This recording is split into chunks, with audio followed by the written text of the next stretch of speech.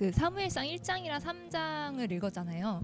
근데 사실은 이게 1, 2, 3, 4장에 걸쳐 일어난 어떤 일련의 엘리 제사장과 또 사무엘의 이야기거든요. 이 사무엘 1장 얘기는 워낙 유명해서 한나가 자녀가 없어서 울면서 하나님 앞에 기도했고 그 모습을 엘리 제사장이 보고 이제 술 취했냐 처음엔 이랬다가 술 취한 거 아니라고 하니까 자녀가 있을 기도가 이루어질 거라고 해서 그 응답받고 한나가 가서 아이를 갖죠. 워낙 유명한 스토리라 다들 이제 내용 자체는 익숙하실 거예요.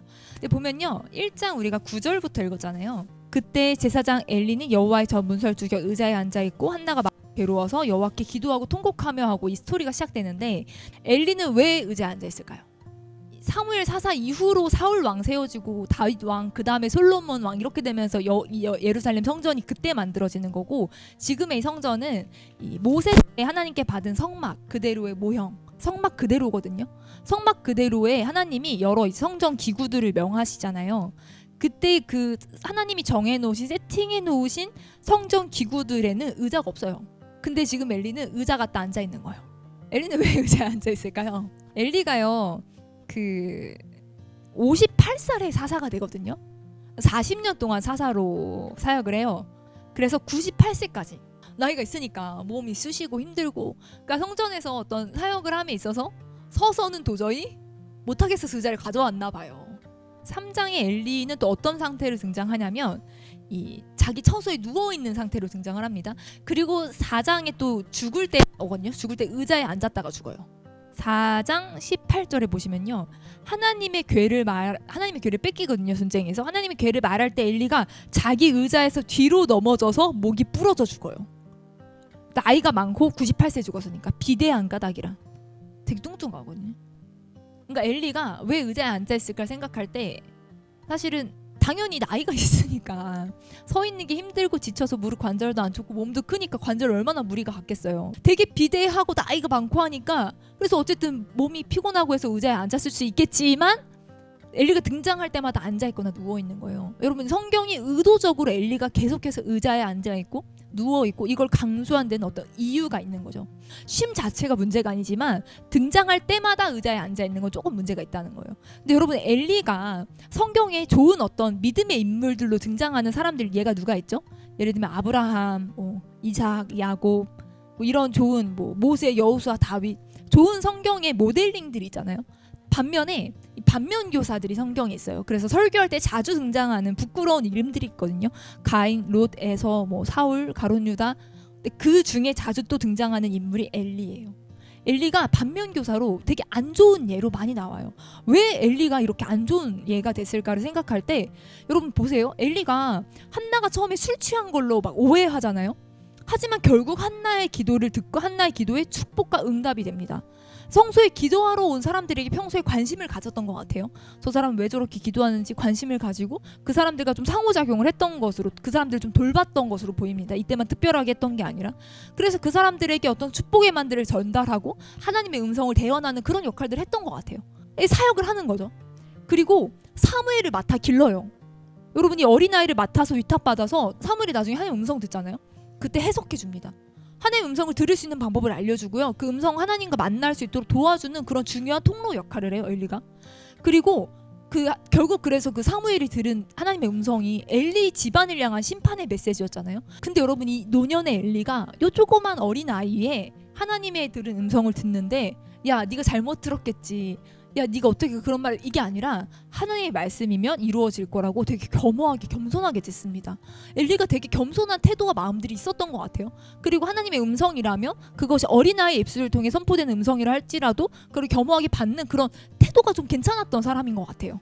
그리고 아들들이 엉망진창이잖아요. 유명한 두 홈리와 비나스 엉망진창인데 이 아들들이 실이 되게 나빠요. 재물을 삶아서 고기를 하나님께 드려야 되는데 그리고 그 삶은 고기를 먹을 수 있는 건데 삶기 전에 야 나는 생고기가 좋다 구워 먹게 되라. 여러분 이 홈리와 비느하스가 되게 이 고기 맛을 알았던 것 같아요. 고기는 구워야 맛있어요. 그러니까 이제 이게 구운 고기를 먹고 싶어가지고 제사드리다가 그거 다 빼내거든요. 구워 먹게 달라고. 그러니까 그렇게 막 난리치고 그리고 성 안에 수종드는 여인들과 막 동침하고 막 난리를 칠 때 그때 나무래요. 꾸짖어요. 방관한 게 아니에요. 내버려둔 게 아니라 야 너희 그러면 안 된다. 너희 하나님한테 그러면 안 된다고 꾸짖는 장면이 또 2장이 나오거든요. 그럼 도대체 뭐가 문제냐는 거예요. 이 엘리가 왜 이렇게 나쁜 이름이 됐냐는 거예요. 굉장히 뭐 사역도 했던 것 같고 겸손했던 것 같고 아들들도 혼내는데, 여러분 이 아들들 홈리와 비느하스가 타락하고 이들의 문제 때문에 엘리가 문제가 생긴 거라면, 여러분 사무엘은요? 사무엘이 어릴 때부터 성전에서 이렇게 잘하잖아요. 근데 사무엘 두 아들도 타락합니다. 아들이 요엘과 아비야거든요. 유명하지도 않아요. 요엘과 아비야인데 두 사람들도 행위가 빗나가고 뇌물을 받으며 판결을 굽게 합니다. 아들들이 문제면 사무엘도 문제야. 성경 안에서도 자식들 때문에 부모한테 뭐라고 하시는 적은 별로 없어요. 그러니까 혼내지 않고 곁길로 갔을 때 이렇게 그렇게 가르치지 않은 건 문제지만, 어쨌든 이 자녀에 대해서만큼은 이게 사람이 뜻대로 마음대로 안 된단 말이에요. 그 자녀 때문은 아닐 거란 말이에요.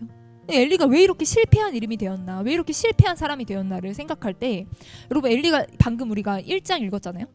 1장의 9절에 엘리가 여호와의 전 문설주 곁 의자에 앉아 있어요.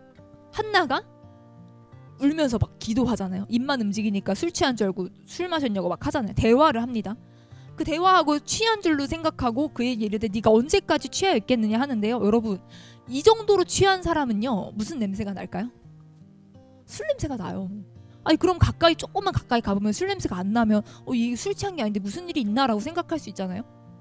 근데 술 취했다고 생각하고 이렇게 얘기하는 거예요? 의자에 앉아서 안 가본 거예요. 의자에 앉아서 얘기하고 있는 거예요. 무슨 사정인지 되게 심각한 상황인 것 같은데 조금만 가까이 가면 술 취한 게 아닌 걸 알 텐데 가보지 않고 의자에 앉아서 얘기하고 있습니다. 여러분 자기 아들들이 재물 가져다 막 중간에 탈취하고 하나님께 드려질 재물 우습게 여기고 성전 여인들과 이렇게 동침하고 할 때요, 엘리가 뭐라고 꾸짖냐면 2장에 보면 야 소문이 안 좋다. 24절에 보면요 내게 들리는 소문이 좋지 않다라고 합니다. 아들들을 혼내긴 혼내는데요, 뭐로 혼내는 거예요? 들은 소문으로 혼냅니다. 여러분 이 장막이 이 성소가 그렇게 넓지 않습니다. 그렇게 크지 않아요. 근데 자기 그 재물을 가져와서 난리치고 있고 그 재물들을 중간에 탈취하고 그리고 성전에 섬기는 여인들과 동침하고 하는데 그 얘기를 자기가 직접 보거나 자기가 직접 확인한 게 아니라 온 이스라엘이 알 정도 소문이 다 퍼졌는데 소문으로 듣는다는 거예요. 의자에는 앉아있어요. 여호와의 문설주 옆에 의자를 놓고는 앉아있지만 뭔가 어떤 문제가 있고 사건이 벌어지고 있을 때 가서 확인하고 가서 뭔가 그 상황을 제사장으로서 진두지하고 확인하고 점검하는 게 아니라 들리는 소문으로 아들들에게 온 이스라엘 알 정도가 돼서야 자기한테 소문이 들려온다고 아들들을 꾸짖는 이 엘리의 태도에 뭔가 문제가 있다는 걸 보게 되는 거죠. 여러분 성전 안에서 섬기는 역할을 하는 게 제사장이잖아요. 사사잖아요. 하나님을 섬기는 역할을 해야 되고 하나님을 섬기는 그 한가운데 있어야 되는데 그저 자기는 엘리는 지금 뭔가 지켜보는 방관자로서의 모양들로 보여진다는 거예요. 나중에 점점 비대해진 엘리는요 그 의자에서 죽어요. 여러분 굉장히 비대해질 만큼, 여러분 이렇게 살이 찌려면 사실 의자에서 이렇게 떨어져서 목이 꺾여서 못 일어날 정도로 죽으려면 굉장히 뚱뚱해야 되는데 엘리가 어떻게 그렇게 살이 쪘겠어요? 성전 안에서 제사장의 몫으로 주어지는 좋은 것들은 다 취하는 거예요. 성전 안에서 제사장의 몫으로 고기를 다 떼주거든요. 그런 재물들을, 그런 곡식들 다 떼주거든요. 그건 다 취해. 그건 다 먹어. 그래서 점점점 비대해지지만 일어나서 뭔가 액팅을 하거나 자기가 진짜 중재해야 되는 자리에 들어가서 자기 역할을 해야 될 때는 의자에 앉아서 그냥 보고만 있는, 굉장히 사실은 애매한 태도로 먹고 좋은 것은 취하지만 움직이지 않는 그런 태도로 엘리는 점점점 비대해지다가 그만큼 움직임이 없었다는 거 아니겠습니까? 여러분 이 엘리의 모습 속에서 사실은 우리 이 시대 그리스도인들 우리의 모습을 참 많이 보게 됩니다. 영적으로 하나님이 주시는 좋은 것들은 다 취해요. 은혜, 축복, 하나님 주시는 복 내가 다 누리고 다 내 거라고 생각하지만, 하지만 우리가 진짜로 그 복을 누리고 그 어떤 하나님 주신 은혜를 누리고 축복을 가지고 자리에서 일어나서 우리가 그리스도인으로 헌신되고 액팅하고 나아가야 할 때는 이 의자, 편안한 안락한 의자 위에서 움직이고 싶어하지 않는 우리의 모습이 사실 엘리의 모습과 같다는 거예요. 예배를 드릴 때도 편하게만 드리고 싶고 쉽게만 드리고 싶고 은혜도 쉽게만 받고 싶은, 십자가와 헌신은 거절하지만 은혜는 나의 것이 돼야 하는 이런 어떤 애매한 태도로 앉아서 영적으로 점점 비대해져가만. 그리고 우리가 얼마나 영적으로 풍성한 또 홍수의 시대 속에 살고 있어요. 지금은 손가락 이렇게 하면 너무 좋은 은혜가 쏟아지는 설교들, 예배들 그런 거에 너무 쉽게 우리가 링크가 되고 접속이 되잖아요.